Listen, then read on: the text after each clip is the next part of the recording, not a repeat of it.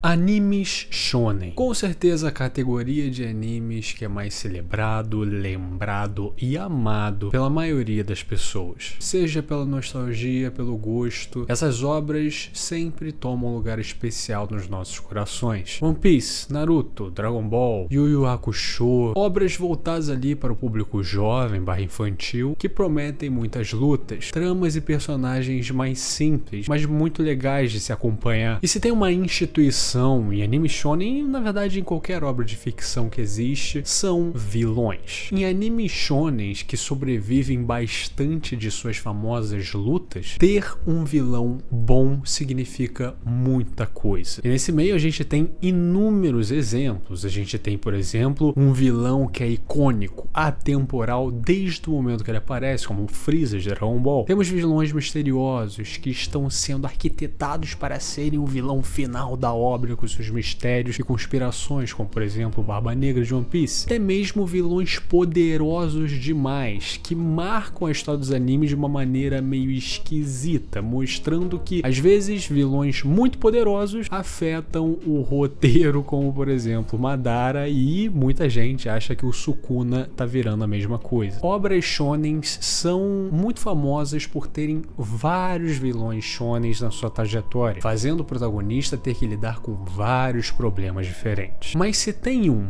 que, na minha opinião, senta no trono do melhor vilão que existe nessa categoria de animes shonen, é Sasuke Aizen, principal vilão de Bleach, e existe vários motivos para isso. Pra quem não tá ligado na sinopse de Bleach, é o seguinte: a gente acompanha a história de um jovem chamado Kurosaki Ichigo, um estudante que desde pequeno tem meio que a habilidade de ver coisas do mundo espiritual, como se fosse um médium sem sentido, uma porra dessa. Ele consegue ver espíritos, consegue interagir com eles, coisa que os outros humanos não conseguem fazer. Certo dia, uma garota aparece do nada pro Ichigo, uma ceifadora de almas, uma Shinigami, que foi atraída pela pressão espiritual que o Ichigo tem. Ichigo consegue ver ela e ela fica assustada que um humano consegue ver ela. Eles conversam, tem ali uma relação. Então eles dois sentem uma pressão próxima de um Hollow, um espírito maligno, um espírito corrompido, causando confusão na cidade dele, a cidade de Karakura. Ichigo vai lá, vê ela lutando, ela se fode, e no momento que ela vai ser morta pelo bicho, o Ichigo toma um ato heróico e pede pra ela dar os poderes dela pra ele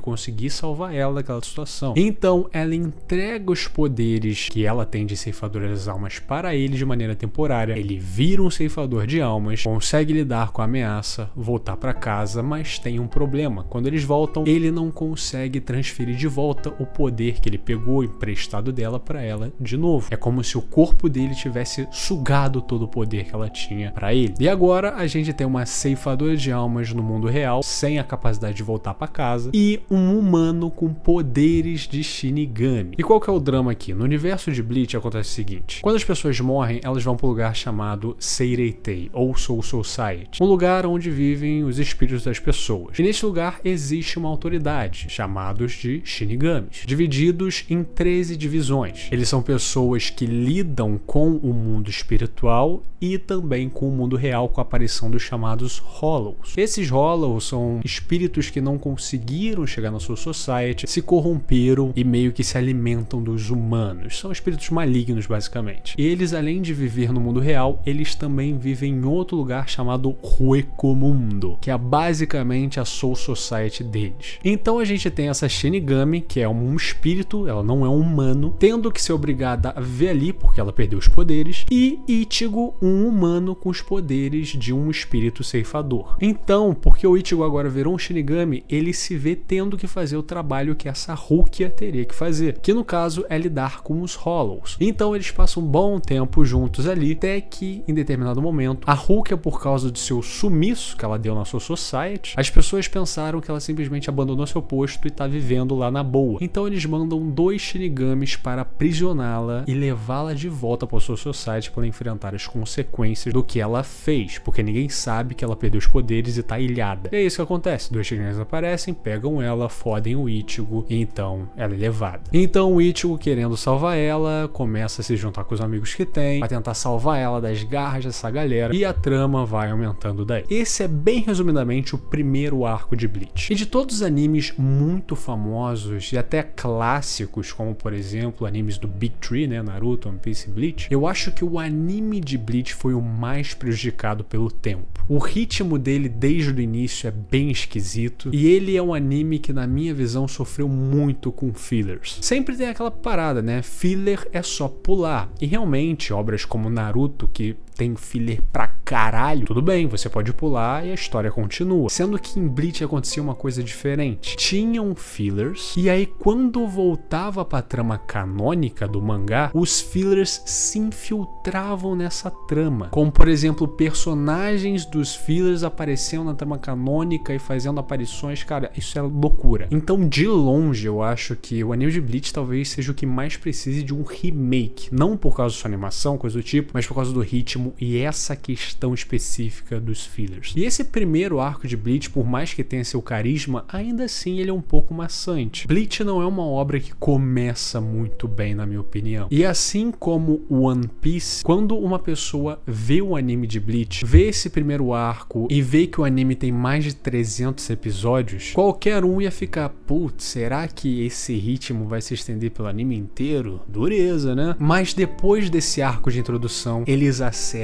com o que pra muitos é o melhor arco de Bleach, o arco da Soul Society, o arco onde o Ichigo vai com seus amigos para a Soul Society enfrentar vários obstáculos para resgatar a Rukia de sua prisão e de sua sentença. E se tem um motivo pela qual esse arco é tão famoso e tão celebrado, é por causa da introdução do vilão que a gente vai acompanhar basicamente pela obra inteira, Sasuke Aizen. Nesse arco somos introduzidos à Soul Society, toda a sua hierarquia, como ela funciona e tudo mais. E uma coisa que a gente vê também são os capitães das divisões da Soul Society, que representam o ápice de força e poder dos Shinigamis. E um desses capitães é Sasuke Aizen, um homem tranquilo, gentil, carinhoso com seus soldados, um homem muito legal, que em pouco tempo de arco aparece morto. E a morte dele começa a causar conspirações entre os capitães, vários se duvidando, falando, não, você matou ele, porque só outro capitão teria força para matar um capitão. E essa discórdia começa a acontecer enquanto o Ichigo tá invadindo a sua society para tentar salvar a Rukia. Até que em determinado momento é descoberto a verdade. Sasuke Aizen não está morto. Aquilo era uma ilusão feita pelo poder dele. E, na verdade, ele só quis tremer a sua society para o seu grandioso plano. Essa introdução e esse plot twist fazem com que muita gente fique vidrado na trama de Bleach. E tudo por causa desse personagem. Mas qual é o plano do Aizen, você me pergunta?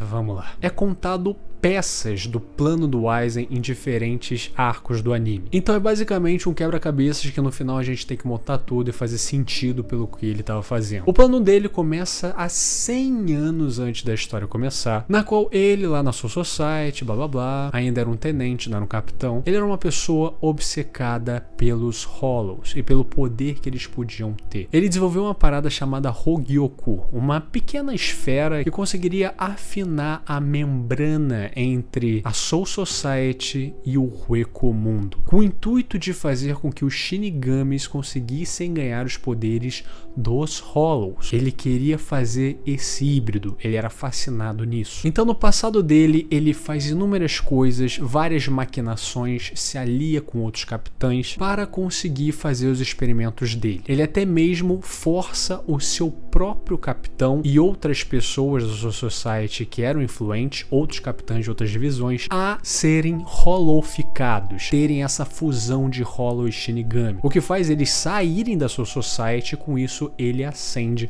ao posto de capitão. Porém, mesmo com tudo isso, ele nunca tinha conseguido fazer o Hogyoku da forma que ele queria, ainda não era perfeito. Então ele ficou sabendo que Kisuke Urahara, o meu personagem preferido de Bleach, o maior gênio gênio que já pisou na Soul Society conseguiu pegar o Hogyokyu dele lá, aperfeiçoar e fazer um que realmente funcione na sua melhor potência. Então ele ficou obcecado agora com esse dispositivo que o Urahara tinha. Ele conspirou para que o Urahara fosse culpado do que aconteceu com o evento lá da rolificação dos outros soldados da divisão lá, e ele teve que ser exilado da Soul Society. Então a gente está falando aqui de um plano que se estende por mais de um século. E com isso a gente percebe que ele foi a pessoa que fez Rukia ter esse encontro com Kurosaki e Ichigo. Ele sabia que esses dois iam se encontrar. Ele sabia que Ichigo iria tirar os poderes de Rukia. Ele sabia que ela ia ficar aprisionada no mundo real, ser considerada uma criminosa, voltar para sua society como uma prisioneira. Então ele conseguiria botar o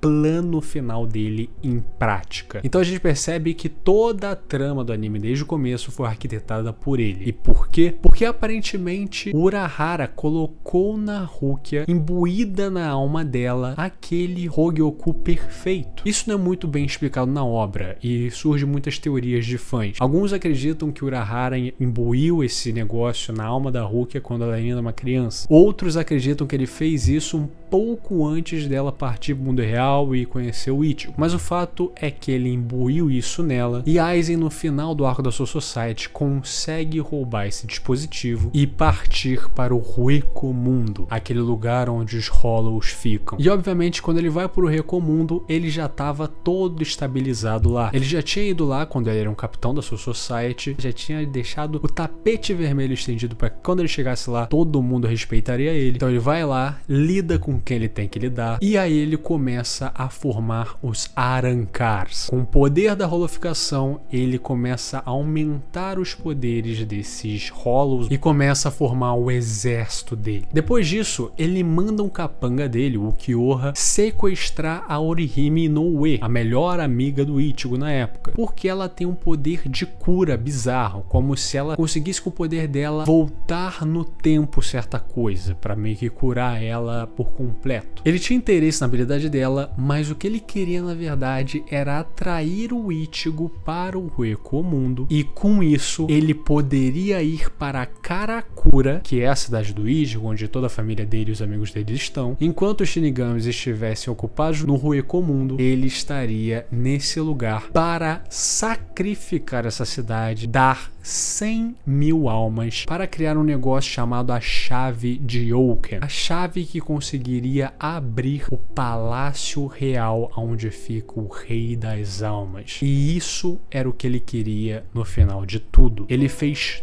tudo isso, esse plano secular, para que no fim ele tivesse acesso ao Rei das Almas e substituísse ele. Ele se tornasse o Rei das Almas e ditasse as regras do mundo todo. Basicamente, poder e controle absoluto. Mas obviamente estamos falando de um anime shonen, onde o protagonista tem que vencer seus obstáculos, e no final Aizen é derrotado por Ichigo e então é preso na Soul Society e enfim. Nós estamos falando aqui de um vilão que perdurou no anime por 10 arcos e 7 anos. E no mangá ele foi vilão por mais de 400 capítulos e a sua trama vilanesca durou por 8 anos. Nenhum outro vilão de uma obra shonen durou tanto como Aizen. E Bleach só é o que é e é tão amado hoje em dia por causa desses arcos que vão pra lá e pra cá. A gente vê vários vilões diferentes aparecendo, mas todos eles têm relação com Aizen. Aizen não pode ser ignorado. Depois a gente tem o arco dos Fullbring, que ele não aparece, e depois o arco da Guerra dos 1000 Anos. Um arco excelente, que tem um vilão excelente, tem a energia do Final Boss pra caralho, mas por mais que Iwaba seja maneiríssimo, ainda assim ele é alguém que fica na sombra do Aizen. E isso tá comprovado quando, por exemplo, o Aizen aparece nesse arco. É bizarro, ele aparece e fala qualquer merda, ele rouba a cena totalmente. E pra quem lê o mangá e sabe que ele aparece de novo, é uma aparição rápida e ainda assim memorável e muito foda, porque ele é esse tipo de personagem. Mas existe uma coisa muito interessante no Aizen. Ele é um personagem muito foda e muito interessante, mas ao mesmo tempo ele não ofusca o protagonista e a sua trama. O que acontece com o Madara em Naruto Shippuden, por exemplo, é que, cara, a gente quer ver esse cara lutar e foda-se o resto. Quando ele aparece, eu não quero saber mais de nada. E o Aizen, ele é uma figura bizarra, extremamente poderoso e que em determinados momentos você considera que é impossível ele ser derrotado. Mas ao mesmo tempo, a figura dele é tão grandiosa, mas também contida. Ela não atravessa ou infecta os personagens alheios que existem, como se ele fosse tão grandioso que os outros não fariam sentido